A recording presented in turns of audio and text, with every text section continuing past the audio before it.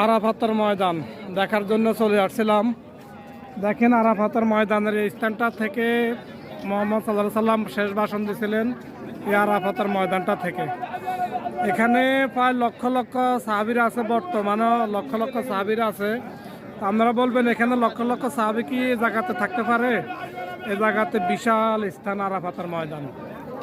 এই স্থানটা এত বড় স্থান যার কোনো তুলনা হয় না, এত বড় স্থান। ওই দিকটা তো আপনাদেরকে দেখাইতে পারি নাই।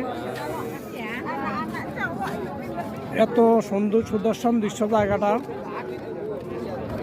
খুব ভালো লাগে। এই জায়গাতে এসে অনেক অতিথি পেলাম, সারা বিশ্বের অতিথি আগল।